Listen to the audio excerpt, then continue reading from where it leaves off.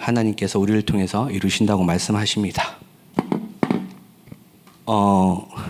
그리스도를 알고 믿고 고백한 새 신자들에게 하나님께서는 가정과 가문을 지키는 파수꾼으로 부르셨다고 말씀하셨습니다. 더 나아가 이 믿음의 신앙생활을 이어가는 우리 귀한 중직자분들과 또 주의 종들에게는 한 지역과 한 나라를 지키는 파수꾼으로 부르셨다고 말씀하셨습니다. 그리고 미래를 지킬 2030, 1080 시대의 귀한 렘넌트들과 또 다음 시대를 이끌어갈 귀한 청년들은 237 5천 종족을 살리는 파수꾼으로 부르셨다고 말씀하셨습니다. 그래서 이 파수꾼은 24 한다고 말씀하셨습니다. 눌림의 24가 아니라 하나님과 함께하는 누림의 24를 가는 거라고 말씀하셨습니다. 그래서 이 파수꾼은 하나님의 나라를 기다린다고 말씀하셨습니다. 하나님 나라는 여기 있다 저기 있다가 아니라 이미 우리 속에 있다고 말씀하셨습니다. 그래서 이 파수꾼은 영원한 것을 준비한다고 말씀하십니다. 그래서 오늘 지금 종일종일 여호와로 쉬지 못하게 끊임없이 누리라고 말씀하십니다. 그 목적은 뭐냐? 대로를 수축해서 만민을 위해서 길을 들기 위해서입니다. 이것이 파수꾼이라고 말씀하셨습니다. 그래서 이 파수꾼은 망대가 필요하다고 말씀하십니다. 그 망대는 내 생각, 내 기준, 내 경험이 아니라 오로지 하나님께서 주신 것.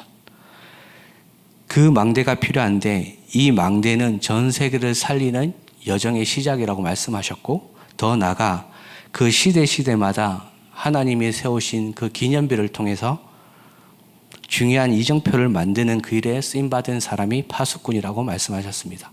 파수꾼은 특별한 자가 아닙니다. 오늘 본문 말씀처럼 작은 자, 약한 자입니다. 왜 작은 자와 약한 자를 하나님이 부르셔서 들어 쓰셨을까요? 간단합니다. 이 능력이 아니라 내가 너와 함께하며 나의 능력으로 너를 통해서 그 일을 이루시겠다고 말씀하시는 겁니다. 그래서 저희들은 파수꾼이 되기를 소원합니다. 그래서 파수꾼이 되기 위해서는 먼저 가장 중요한 게 망대를 바꿔야 됩니다. 이 망대라는 말은 엄청난 의미가 들어가 있습니다. 망대를 바꾸지 않으면 평생 응답이 오지 않는다고 말씀하십니다. 왜 응답이 오지 않을까요? 하나님 주신 망대로 바뀌지 않으면 모든 기준이 나로부터 시작돼서 내가 원하고 필요한 것에 응답을 찾기 때문에 응답이 안 오는 겁니다. 그러면 망대를 바꾸기 위해서 하나님 주신 응답을 받기 위해서 우리가 가장 먼저 해야 될 게 뭐냐?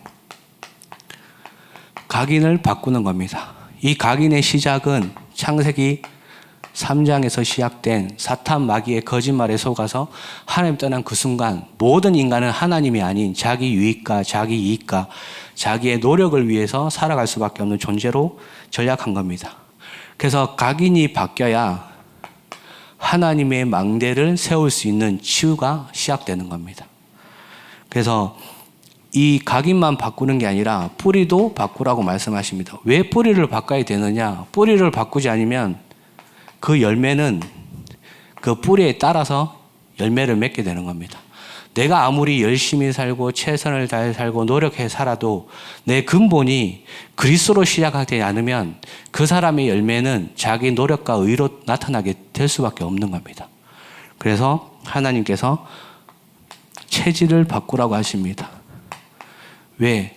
우리의 삶은 나도 모르게 계속 방향이 하나님과 반대되는 방향으로 갑니다. 그래서 하나님이 끊임없이 말씀을 주시는 거죠. 그 말씀과 내가 관계가 없다면 끊임없이 우리는 나도 모르게 세상의 운명, 또 경제의 운명, 가난의 운명, 질병의 운명 속에 빠질 수밖에 없는 겁니다. 그래서 하나님께서 망대를 바꾸라고 계속 이야기하십니다. 근데 망대를 바꾸고 싶은데 망대가 잘 안 바뀌어지잖아요. 그래서 하나님이 이 망대를 바꿀 수 있는 시작을 이야기하십니다. 시작이 발라야 과정도 하나님 원하시는 과정을 갈 수 있고 결과도 하나님 원하시는 결론 속에 갈 수 있는 겁니다. 그럼 시작은 어떻게 해야 되느냐 했을 때 오직입니다. 무엇으로 오직해야 되느냐? 예수 그리스도가 내 인생의 오직이 되셔야 돼요. 모든 기쁨과 슬픔과 눈물과 좌절과 모든 것 속에서 왜 하나님이 그리스도를 통해서 나를 구원하셨는데 이 문제를 허락하셨는지 거기서 발견하셔야 돼요. 나는 구원을 받았고 나는 하나님의 자녀인데 왜 우리 집이 가난합니까? 왜 나의 영적 문제는 사라지지 않습니까? 우리 가정과 가문에 흘러타고 오는 이 저주재앙은 왜 사라지지 않습니까? 왜일까요? 간단합니다. 당연한 거예요. 나의 노력과 열심으로는 절대 그 저주재앙 해결할 수가 없는 겁니다. 그래서 그리스도를 바라보라고 하는 겁니다. 그러면 당연히 우리가 필수적으로 해야 될 건 뭐냐? 그리스도를 바라보는 거죠. 모든 문제를 통해서 왜 이 문제가 올 수밖에 없는지, 이 문제 속에 하나님이 무엇을 원하시는지, 그렇다면 내가 무엇을 붙잡고 하나님 앞에 서야 되는지, 이걸 계속 찾고 질문하는 겁니다. 왜냐? 그리스도가 나의 망대가 되어야 하기 때문에 그리스도가 나에게 모든 문제 속에서 오직으로 답을 찾는 그 길이 돼야 됩니다. 그게 되지 않으면 수많은 방법과 수많은 사람의 의견과 수많은 분위기와 여론에 휩쓸리게 됩니다. 성경에 많이 기록되어 있잖아요. 그렇게 3년 동안 예수님을 쫓아다니면서 예수님의 역사와 예수님이 따로 불러서 훈련까지 시켰는데 결국은 어떻게 됩니까? 자기의 근본이 바뀌지 않으니까, 각인이 바뀌지 않으니까 사도행전 11장 1절에서 18절에 원래 가지고 있던 율법으로 돌아갑니다. 자기의 제도로 돌아가요. 하나님 왜 이걸 보여주셨을까요? 우리 속에도 오직 그리스도에 대한 그 하나님의 능력이 발견되지 않으면 우리도 모르게 내가 갖고 있는 하나님을 떠난 상태에 살아갔던 모든 가정과 가문에 타고 내려오는 그 영적인 흐름을 끊을 수가 없는 거예요. 그래서 이 오직을 하나님이 끊임없이 발견시키기 위해서 우리에게 눈을 열어주시는 겁니다. 문제를 통해서, 갈등을 통해서, 위기를 통해서. 이 그리스도가 운명을 바꾸는 길이 되시고요. 재앙을 막는 진리가 되시고 더 나아가 빛을 전달하게 하는 생명이 되시는 겁니다. 그래서 그리스도 안에서 내가 누구인지를 발견해야 돼요. 그리스도 안에서 내가 누구인지, 하나님 왜 나를 부르셨는지, 왜 이 교회에 나를 직분자로 부르셨는지, 나를 왜 이 교회의 미래를 짊어지고 가야 될 언약을 성취될 청년으로 부르셨는지, 그걸 질문하시고 답을 찾으셔야 돼요. 이걸 보고 오직이라 그러는 거예요. 그리고 유일성입니다. 이 유일성은 사람마다 다 다릅니다. 이 오직을 찾는 것은 하나님이 만드신 나를 찾는 거예요. 유일성은 뭐냐? 하나님이 나에게 준비하신 것을 찾는 겁니다. 하나님이 나에게만 준비하신 것. 세계 복음화라는 어마어마한 절대적인 하나님의 계획 속에 각 사람에게 주신 유일성이 있어요. 우리는 하나님이 나를 통해서 이뤄 가실 나만을 위해 준비하신 걸 찾는 과정을 가는 거예요. 그걸 보고 여정이라 그래요. 근데 수많은 사람들이 그 여정을 하나님과 함께 해야 되는데 남의 여정을 보고 부러워해요. 남의 여정을 보고 나는 왜 저렇게 안 되지? 속상해요. 거기서부터 속는 거예요. 인간은 하나님이 준비하신 절대적인 세계 복음화의 어마어마한 퍼즐 속에 내가 이루어갈, 나를 통해 이루어가실 하나님의 그림이 다 달라요. 한 사람이 위대한 사람이 일어나서 세계 복음화 한 적이 없습니다. 하나님은 그 한 사람을 세워서 깨닫게 하셔서 나머지 사람을 가지고 세계 복음화를 이루어가게 하시지, 그 한 사람을 특별히 세워서 그 사람을 통해서 세계 복음화를 하신 적이 없다니까요. 루터도 혼자 세계 복음화한 거 아니잖아요. 그죠? 루터를 통해 역사하신 하나님의 뜻을 한 중직자 한 명을 통해서 함께 그 일을 이루어 가신 거예요. 그래서 유일성이라는 것은 나에게 주신 걸 찾는 거예요. 내 삶의 인생을 통해서, 내 과거의 문제를 통해서, 지금의 어려움을 통해서 내 미래를 하나님이 준비하신 걸 찾아가는 겁니다. 그래서 유일성의 가장 큰 응답은 뭐냐? 하나님이 나와 함께 하시죠. 우리와 함께 하십니다. 그리고 모든 것에 함께 하세요. 이걸 찾아내는 거예요. 이걸 찾고 질문하고 이 속에 내가 있음을 확인하는 겁니다. 하나님은 나와 함께 하시잖아요. 근데 저 사람과도 함께 해요. 그런데 저 사람과 내가 갈등이 생기면 모든 사람의 입장은 하나님이 저 사람과 나 사이에 계획이 있음을 질문하지 않습니다. 나는 이렇게 했는데 저 사람이 왜 이렇게 나 이렇게 합니까? 그렇게 질문하고 그렇게 답을 내죠. 그러면 당연히 모든 것 속에서 하나님이 역사하시는 걸 볼 수가 없는 거예요. 모든 사람이 훈련을 많이 받고 해서 하나님이 나와 함께 하시는 것은 다 발견하고 찾아냅니다. 그런데 우리와 함께 하시는 하나님은 찾지를 않아요. 관심이 없어요. 나와 함께 하시는 걸 찾죠. 이걸 보고 다른 말로 창세기 3장이라고 말하는 거예요. 모든 종교에 대단한 능력을 가진 분들이 남을 위해 사는 것 같지만 결국 자기 자신의 문제를 해결하기 위해서 집중하는 거예요. 그러다 보니까 응답이 오고 그러다 보니까 역사가 일어나니까 다른 사람이 쫓아오는 거죠. 왜? 나도 그 응답 받고 싶으니까. 그런데 유일성의 여정 속에 가장 중요한 거는 우리와 함께 하시는 하나님을 내가 질문하고 답을 찾고 함께 그 속에 하나님 뜻을 이루어가는 겁니다. 그리고 세 번째는 당연히 재창조겠죠. 이미 하나님이 주신 것이 있어요. 나의 삶 속에. 근데 인간은 창조할 수가 없습니다. 하나님이 창조하신 걸 찾아내는 것뿐이지. 지금 수많은 기술이, 과학이, 의학이 발달되는데 인간이 열심히 노력해서 이뤄낸 성과가 아니라 원래 인간에게 주신 것, 그런데 하나님이 떠난 그 순간 놓쳐버리고 잊어버린 것. 그렇지만 불신자들도 자기를 개발해서 자기가 뭔가를 이뤄낸 게 아니라 하나님이 숨겨두신 걸 찾아내는 거예요. 그러니까 재창조는 뭐냐? 하나님이 우리 인생에 숨겨두신 걸 우리가 찾아내는 과정이에요. 그런데 이 응답을 받기 위해서는 하나님과 나의 관계를 먼저 확인하셔야 돼요. 그 확인 이후에 뭐가 보이느냐? 하나님이 나를 통해서 이루어가실 세계 복음화의 여정을 발견해서 그 속에 하나님이 역사하시는 걸 하나하나 삶을 통해서 정리하는 겁니다. 이게 나중에 기념비가 되는 거예요. 내 가정에, 내 후대에게 기념비가 되고 내가 섬기는 교회의 다음 시대를 이끌어올 그 후대들 앞에 기념비가 되는 거예요. 이거는 특별하거나 대단한 게 아니라 뭔가 어마어마한 역사가 일어나는 게 아니라 우리의 발걸음 자체가 하나님의 손에 이끌려서 재창조될 수밖에 없는 그 속에 있는 거예요. 많은 렘넌트 청년들이 죄송한데 어마어마한 역사를 가진 사람을 보지 않습니다. 처음에는 보고 부러워하죠.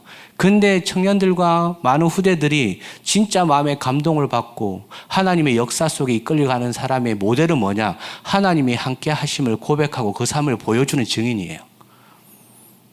그러니까 특별한 게 아니라니까요.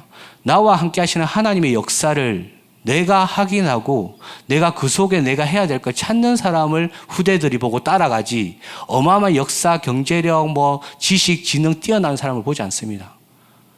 작년까지 렘넌트 망대하면서 WRC 그 이전에 계속 뉴스에 나왔잖아요. RUTC 뉴스에. 그분들의 인생을 한번 보십시오. 그분들은 뭔가 특별 공부를 잘해서 그 자리에 올라간 분들이 아니에요. 그분들의 모든 시작은 뭐냐? 그리스도가 하나님이 나와 어떤 관계가 있는지, 하나님 도대체 나를 왜 그 현장에 보내셨는지, 하나님 왜 나에게 이 공부를 해야만 하는지 이유와 가치를 찾은 사람들이 하나님과 함께하는 자기에게 주신 것을 찾아냈기 때문에 하나님 역사로 다른 사람 앞에 증인이 되는 거예요. 그래서 강단을 통해서 하나님이 주의 종을 통해서 항상 말씀하시잖아요. 어떤 일을 하더라도, 청소를 하더라도 거기서 하나님과의 관계를 찾아내고 하나님이 그 속에 나에게 준비되신 걸 찾아낸 사람은 성공할 수밖에 없다고. 그런데 많은 사람들이 그건 관심이 없어요. 뭐에 관심이 있느냐? 재창조돼서 내가 받을 응답만 관심이 있는 거예요. 저희들은 응답을 받는 자리에 가는 자가 아니라 하나님이 준비하신 응답을 찾아가는 그 자리로 들어가셔야 돼요. 하나님 준비하신 그 응답에 나의 삶을 집어넣으셔야 돼요. 내 소원에 내 능력을 위한 응답의 자리를 찾아가는 자들이 아니라 하나님이 준비하신 응답의 자리를 찾아가는데 그게 노예였다니까요. 그게 감옥이었어요. 그게 총리였어요. 근데 노예의 자리, 감옥의 자리, 총리의 자리 가도 똑같았다니까요. 왜냐? 나와 함께 하시는 하나님, 내 인생을 인도하시는 하나님의 가치를 알았기 때문에 거기서 내가 해야 될 걸 찾은 거예요. 하나님이 준비하신 거. 그래서 하나님이 그 모든 것을 살릴 수 있는 지혜와 기능을 주신 거예요. 왜 수많은 세계적인 역사적인 수많은 인물들이 있는데 왜 강단에서 하나님이 성경의 그 고난과 문제를 가진 배경이 아무도 도와줄 수 없는 상태에 있는 사람들을 끊임없이 예를 들어서 우리에게 보여주실까요? 그 사람들이 열심히 노력해서 잘한 게 아니라 하나님이 그 사람들을 이끌어 가신 거예요. 그러면 지금도 살아 역사하시는 하나님은 우리의 인생을 이끌어 가세요. 그 속에 내가 있는지 없는지를 점검하셔야 되는 겁니다. 그래서 이 순서가 바뀌잖아요. 순서가 바뀌면 응답이 없습니다. 내가 원하는 응답을 찾아가지. 그래서 하나님은 완벽하신 분이세요. 하나님은 완벽하게 우리의 길을 인도하시는 분이기 때문에 완벽하게 우리를 인도하시는 하나님의 그 속에 내가 있는지 없는지를 확인하셔야 돼요. 이번에 말씀하셨잖아요. 우리가 왜 여기 서 있는지, 우리가 왜 여기 모여야 되는지. 그 질문을 날마다 하셔야 돼요. 언제? 매일 하시는 겁니다. 그리고 매 시간마다 하시는 거예요. 그리고 매사 하시는 거예요. 매일 아침, 점심, 저녁 되게 중요한 겁니다. 왜? 아침, 점심, 저녁에 내가 하나님과 함께하는 이걸 찾아내는 그 시간 속에 그 삶이 이것 중심으로 돌아가요. 내가 아침에 일어나서 하나님과 함께하는 비밀을 놓쳐버린다. 그 사람은 그 하루의 모든 삶의 중심이 내 생각에 묶여서 돌아가요. 낮에 아무것도 볼 수가 없어요. 밤에 모든 수고하고 무거운 짐을 가지고 쓰러져서 자야 돼요. 근데 아침에 일어나서 하나님이 오늘도 나를 통해서 하실 일, 내 인생을 통해서 나를 바라보고 있는 내 후대를 하나님 어떻게 키우실지 언약 속에 시작하는 그 사람은 낮을 보게 됩니다. 낮에 영적인 흐름을 보게 되겠죠. 내가 있는 현장에, 가정에, 가문에, 모든 만남에. 그럼 밤에 그 문제를 가지고 하나님께 질문하는 거예요. 이걸 보고 뭐라고 그러냐면 전도자의 삶이라고 그러는 거예요. 특별한 게 아니라니까요. 하나님이 나와 함께 하시는 그 삶 속에 모든 것을 확인하는, 모든 것을 질문하고 답을 못 찾아도 상관이 없습니다. 그 질문할 때 그 순간 하나님이 강단을 통해서 답을 하나하나씩 제시해 주세요. 그래서 파수꾼은 빛을 가진 자잖아요. 그럼 도대체 파수꾼은 어떤 빛을 가졌을까요? 분명히 말씀하십니다. 창조의 빛, 생명의 빛, 능력의 빛. 이 빛의 주인공은 예수 그리스도입니다. 요한복음 1장 1절에서 12절. 태초에 말씀이 계시니라. 그 말씀이 하나님과 함께 계셨으니 이 말씀은 곧 하나님이라. 성경은 우리가 가져야 될 빛에 대해서 이야기하세요. 그리고 이 빛을 선전할 자로 베드로전서 2장 9절에 우리를 부르셨다고 분명히 말씀하시고 약속하셨어요. 그리고 너희는 마태복음 5장의 11절 13절에 보면 세상의 빛이요 소금이라고 말씀하셨어요. 분명히 이렇게 우리를 부르셨는데 우리가 이 빛을 놓쳐버리면 다 죽어요. 그 빛을 놓치면 누가 죽느냐? 후대들이 먼저 죽어요. 그 증거가 어디 있느냐? 이스라엘 백성들. 분명히 하나님이 함께 하시고 그 빛을 주시고 그 빛을 전하라고 했는데 이 빛은 나에게만 주신 거야. 이 빛은 내가 응답받는데 사용될 빛이야. 이 빛은 우리 민족만을 위한 빛이야. 그러니까 하나님이 이 빛을 모든 열방을 통해서 주신 건데 나의 응답에 머물러 있으니까 보낼 수밖에 없는 거예요. 후대들을. 어디로? 빛을 전하라고. 근데 수많은 사람들이 그 빛을 가지고 다 흩어졌는데 거기서 남은 자만 그 빛을 비춘 거예요. 그 남은 자는 특별한 게 아니라 그 사람들이 대단한 게 아니라 이 빛에 대해서 이 부분을 매일 질문한 거죠. 내가 왜 여기 속고로 끌려왔지? 다니엘과 세 친구들은 거의 왕족 출신이에요. 거의 그 고위 관리급의 자녀들이라니까요. 그런데 끌려왔다니까요. 아무 죄도 없이. 그런데 그 상황에서 질문하기 시작한 거죠. 하나님, 내가 왜 끌려왔습니까? 여기 왜 와야 됩니까? 답을 찾은 거죠. 답을 찾았기 때문에 결단할 수 있는 거예요. 사람마다 시간표는 다 다르고 하나님 주신 은혜는 다 다릅니다. 그런데 이걸 찾기 위해서 하나님께 집중하는 자와 그냥 흘러가는 자는 달라요. 그래서 이사야 60장 4절에 말씀하시죠. 내 눈을 들어 사면을 보라. 무리가 다 모여 내게로 오느니라. 내 아들들은 원방에 속했고 내 딸들은 안기어 올 것이라. 이번에 W 하실 때 이 응답이 이루어졌습니다.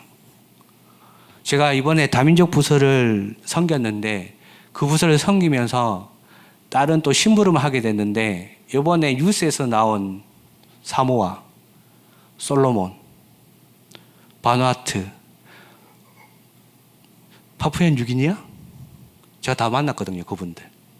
그러니까 저는 대화를 못했는데 옆에 있는 이제 TCK들이 다 대화를 하는 거예요. 그래서 다 이야기했는데 왜 왔냐?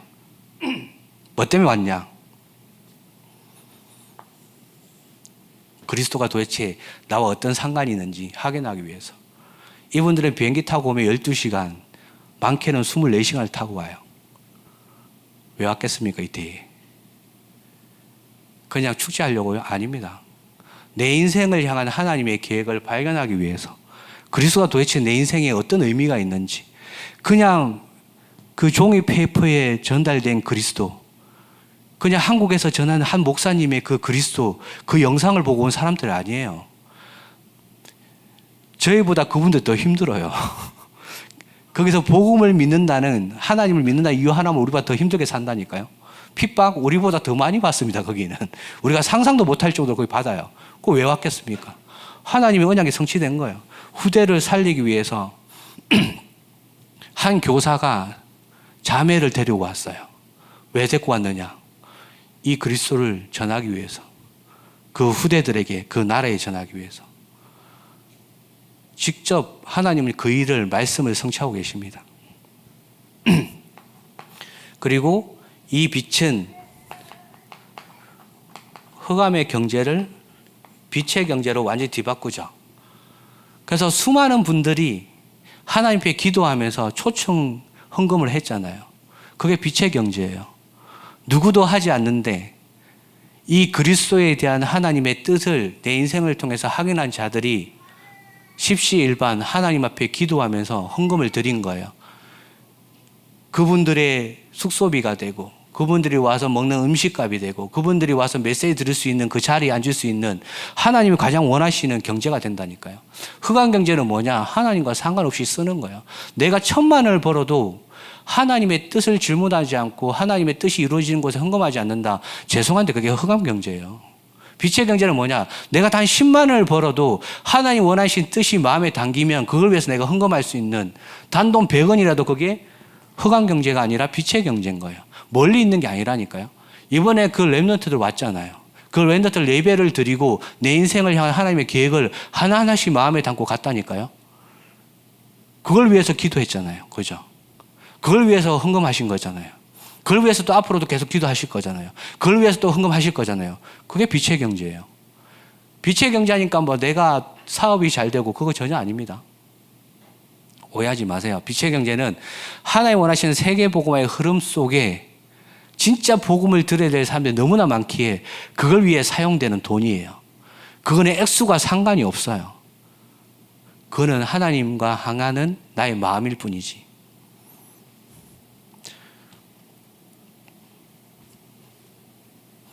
그리고 이번에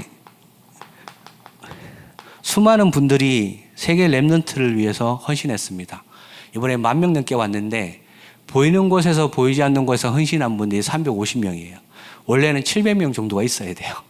근데 절반으로 10,000명 가까이 되는 모든 부분에 다 섬겼어요. 내 파트 내가 챙겨야 된다, 이렇게 해야 된다, 없습니다. 네 파트 내 파트가 없었어요. 이 세계 복음화에 10,000명이 넘는 전도자들이 하나님의 말씀을 듣기 위해서 왔을 때 네 끝낼 거 없었다니까요. 모든 걸 통해서 다 연결돼서 다 도와줬어요. 그 역대급으로 인원이 가장 작은데 역대급으로 모든 분들이, 헌신한 분들이 이야기한 게 뭐냐면 하나님의 역사다. 근데 그 헌신을 통해서 헌신만 했느냐? 아닙니다. 헌신도 중요한데 제가 섬긴 파트는 헌신 끝나자마자 다 대회장 들어와서 예배 드렸어요. 다 앉아서 하나님이 나에게 주신 말씀을 붙잡았다니까요. 그러고 나서 밤에 한 4시간 포럼을 했습니다. 근데 그 포럼 중에 제가 눈물 나도록 너무 감사한 하나님의 역사가 뭐였냐면, 이번 대회에 처음으로 믿었던 불신자 가족을 데리고 온 거예요. 한 청년 제자가. 그래서 같은 팀에 같이 이렇게 해야 되는데 그게 너무 미안하다는 거예요. 자기가 자기 가족을 챙겨야 되니까. 완전 불신자에서 그 청년을 통해서 복음을 듣고 처음으로 세계 렘넌트 대회로 온 거예요. 그럼 얼마나 사단이 역사하겠어요. 저희들은 그게 자연스러운데 불신자 가족이 왔다니까요. 그러니까 그걸 너무 미안하게 생각하는 거예요. 그래서 제가 미안할 게 뭐냐, 하나님의 역사지. 그냥 가족을 위해서 기도하면서 지켜라. 근데 그 청년이 가족만 섬기느냐? 아닙니다. 통번역부에서 또 통역해요. 얼마나 힘들겠어요. 지치겠어요. 가족도 보살펴야 되지. 섬기는 부서 2개지. 근데 그 청년은 항상 웃어요. 왜? 내가 기도했던 내 가족의 복음화되는 그 역사가 일어난 것도 감사한데 아무나 올 수 없는, 오고 싶어도 아무도 오지 못하는 그 세계 렘넌트대에 왔다니까요. 그러면서 제가 또 많은 걸 느꼈죠. 왜? 그 헌신하는 모든 분들이 TCK, NCK, CCK 출신이에요. 저는 언어가 한국어밖에 없는데 그분도 2-3가지씩 다 해요. 꺼리낌이 없는 거예요. 다 이야기하고 다 소통하고 다 포럼하고. 그러니까 주의 종을 통해서 강단에 나온 TCK, NCK, CCK 그 사람들이 세계복음화의 주역이 맞다니까요. 그 사람들을 위해서 기도하고 그 사람들이 말씀을 들을 수 있는 내 삶을 헌신하는 거, 그게 곧 나를 살리는 겁니다. 다른 사람을 살리는 게 아니라. 그러니까 잘 생각하셔야 돼요. 우리는 응답을 받기 위해서 하나님을 믿는 자들이 아닙니다.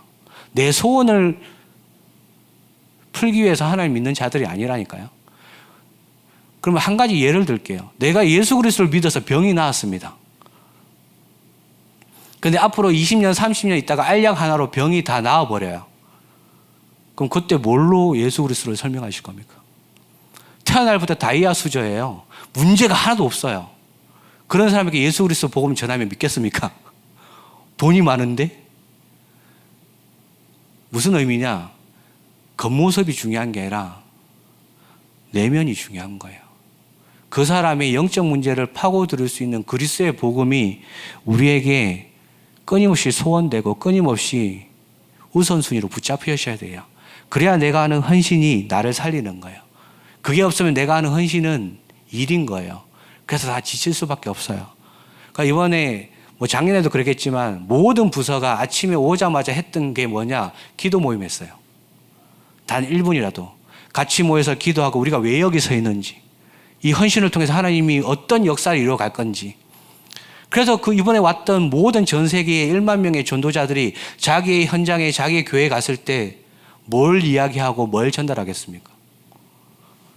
나를 통해 역사하신 예수 그리스도, 우리 교회를 통해 역사하실 예수 그리스도, 전 세계를 치유하실 예수 그리스도, 그밖에 없는 거예요. 결론 드리겠습니다. 그래서 하나님이 우리 교회를, 전 세계를 묵상 운동할 수 있는 성전으로 부르셨어요. 성전은 시스템이잖아요. 이 시스템은 사람입니다. 건물도 중요한데 내가 이걸 품고 있지 않으면 아무 상관이 없어요. 건물은 화려하고 2만 평 있어도 이 안에 이걸 소원하는 사람이 없으면 그 건물은 무너질 수밖에 없는 거예요. 가장 중요한 게 이걸 소원하는 그 한 사람의 기도입니다. 왜 하나님이 끊임없이 묵상 운동 왜 해야 될까요? 묵상 운동 도대체 뭘까요? 묵상 운동은 하나님과 나의 관계를 회복하는 겁니다. 하나님의 말씀을 통해서 내가 누구인지, 내가 어떤 자리에 있어야 되는지, 내가 뭘 준비해야 되는지를 계속 찾아내는 거예요. 그러면 이걸 찾는 자에게 하나님이 어떤 응답을 주시냐? 근원을 회복시키십니다. 우리의 근원은 겉모습의 근원이 아니라 하나님을 떠난 창세기 3장부터 시작된 근원이 있어요. 나중심. 그 나중심을 통해서 끊임없이 우리가 갈구하고 원하는 물질적인 성공의 자리, 무너질 수밖에 없는 그 자리로 가기 위한 끊임없는 몸부림, 그 몸부림의 또 다른 모습이 종교요, 철학이요, 이념이요, 사상이요. 이걸 무너뜨릴 수 있는 것은 하나님의 말씀밖에 없는 거예요. 그래서 이 말씀을 내 마음에 담는 게 묵상운동인데, 이 묵상운동의 키는 뭐냐? 빛 대신 그리스도가 도대체 나와 어떤 관계가 있는지를 확인하는 거예요. 그러면 사람마다 시간표는 다르겠지만 그 시간이 나에게 임하면 결국은 근본의 비밀이 발견되겠죠. 아, 그리스도가 모든 것이구나. 그리스도가 단순히 단어가 아니라 이 그리스도가 진짜 내 인생에, 내 후대에게, 우리 교회에, 전 세계에 모든 문제를 해결할 수밖에 없는 하나님이 준비하신 유일한 그 길이구나. 유일한 진리구나. 재앙을 막는 유일한 그 답이구나. 이걸 찾는 거예요. 그러니까 많은 사람들이 뭔가를 열심히 하려고 하는데 열심히 하는 게 아니라 이걸 찾아가는 겁니다. 찾아갈 때 하나님이 나에게 허락하신 응답이 보여져요. 그 응답을 하나하나 발견하고 그 응답이 찾아질 때 우리의 마음과 생각 속에 237, 5천 종족이 가까이 있는 겁니다. 그리고 이게 마음에 담기는 거죠. 마음에 담기면 기도하겠죠. 그럼 기도해서 끝나느냐? 아니죠. 찾겠죠. 뭘 찾느냐? 237, 5천 종족을 향한 하나님의 세계복음화 속에 내가 해야 될 게 뭘까? 그걸 찾아내는 겁니다. 그래서 아직 끝나지 않았습니다. 여름 중고등부 청소년 수련회가 진행될 겁니다. 그리고 청년국 수련회가 8월 15일 날 있습니다. 그리고 하나님이 가장 기뻐하시는 정교인 전도 캠프가 지금 기도로서 시작되고 있습니다. 이걸 위해 기도하시면 됩니다.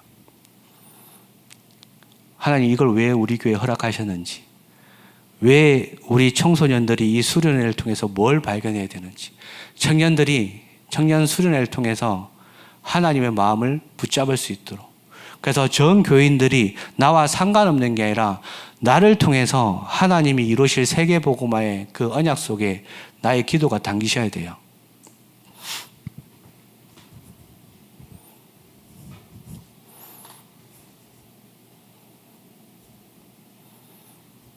그래서 일어나 빛을 바라면 이런 역사가 일어납니다. 그런데 이런 역사를 기다리지 마시고요. 빛을 발하셔야 돼요. 이미 임하에 있는 빛을 발하지 않으면 그 빛은 전달되지 않습니다. 이미 나에게 임하에 있는 빛이 전달되기를 하나님 소원하세요. 기도하겠습니다. 하나님 아버지 구원 은혜 감사드립니다.